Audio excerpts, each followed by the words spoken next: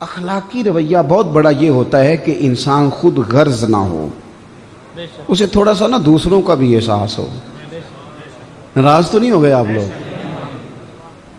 صرف اپنے بچے پالنے چاہیے کہ تھوڑا سا دوست کے بچوں کا بھی خیال کر لینا چاہیے؟ صرف اپنے بچے کہ یہاں گلی کے محلے کے باقی بچے بھی اپنے ہی ہوتے ہیں؟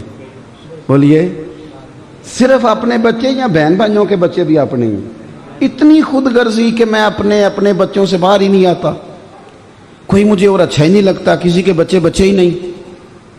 آپ دیکھیں حضور نے ہمیں اخلاق کیا دیا۔ اللہ کے محبوب فرمانے لگے تم میں بہترین وہ ہے جو لوگوں کے حق میں بہتر ہے۔ یعنی ایسا نہیں کہ تم ہر بندے سے نفع لینے کی کوشش کرو، بلکہ کریم فرمانے لگے تم بھلا کرنے کی کوشش کرو۔ اخلاقی رویہ تو یہ ہے کہ تمہاری وجہ، وہ ایک بزرگ تھے نا، تو وہ دلی میں صبح کا تھوڑا بہت ناشتہ، غریب آدمی تھے، بڑھاپا بھی بڑا تھا، نظر بھی کم ہی آتا تھا، تو وہ صبح کے ٹائم کچھ تھوڑی سی دکانداری کرتے تھے، ناشتہ واشتہ لگاتے تھے رزق حلال کے لیے۔ ان کو نا لوگ کھوٹا سکہ دے جاتے اکثر۔ کھوٹے سکے کا پتہ ہے؟ نہیں پتہ؟ پتہ ہے؟ یا ہاں کرو یا نہ کرو دونوں۔ کھوٹا سکہ نا وہ چاند تارا بنا ہوتا تھا یا کچھ لکھا ہوتا، تو جب وہ گھس جاتا تھا نا اوپر سے پوری طرح، تو اسے کہتے تھے یہ سکہ، تو وہ لیتا کوئی نہیں تھا دکاندار، کھوٹا سکہ اس کو کہتے تھے۔ وہ بابا جی کے پاس جب کو لے کے جاتا نا کہ بابا جی یہ رکھ لیں اور کھانا دے دے، تو بابا جی نے ایک دو دفعہ پلٹ کے دیکھتے، پھر رکھ لیتے، پھر وہ کھانا دے دیتے۔ لوگ سمجھتے کہ بابا جی کو صحیح نظر نہیں آتا، اس لیے بات مشہور ہو گئی کہ جس کے پاس بھی کھوٹے سکے ہیں نا، وہ بابے کی دکان پہ چل جاتے ہیں۔ ڈھیر سارے کھوٹے سکے جمع ہو گئے۔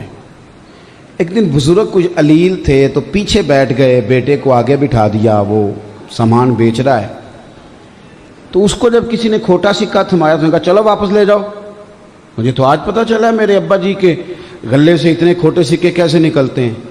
تو بزرگوں نے اٹھ کے نا بیٹے کی پشت پہ ہاتھ رکھا، کہنے لگے پتر میں نے ساری عمر لیے ہیں، تو ایک لے کے ناراض ہو گیا ہے، رکھ لے خیر ہے، ساری عمر لیے۔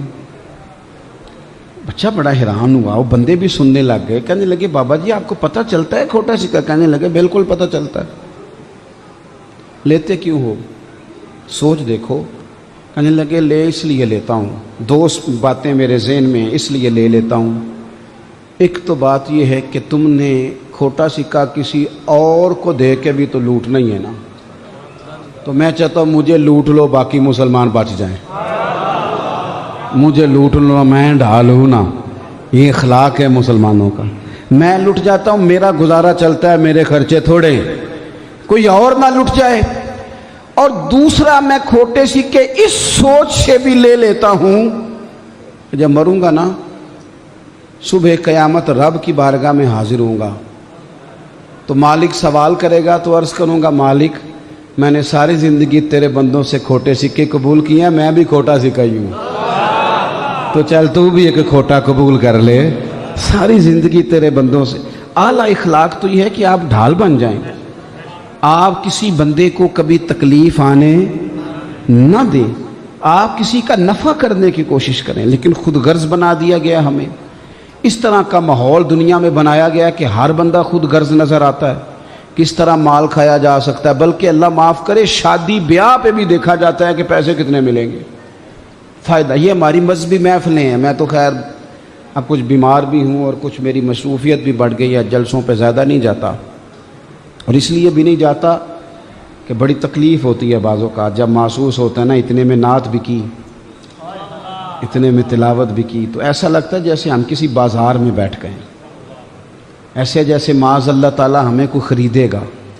یہ تو ٹھیک نہیں نہ ہوتا، یہ کوئی دکان تو نہیں ہے کہ جہاں ہم دکان پہ بیٹھے ہیں تو آپ ہمیں اٹھا لیں گے۔ مطلب جب لوگ پوچھتے ہیں نا کہ جناب آپ کو بلانا ہے تو آپ کا ریٹ کیا ہے، تو کئی دفعہ اپنا وجود دیکھ کے حیا آتی ہے، یار یہ کیا بن گیا ہے۔ اس طرح کی دنیا بھی ہم نے دیکھنی تھی، اور یہ بکنے والوں نے زیادہ خرابی نہیں کی، خریدنے والوں نے کی ہے، نے خرابی کی ہے، لوگوں کا مزاج خراب کیا۔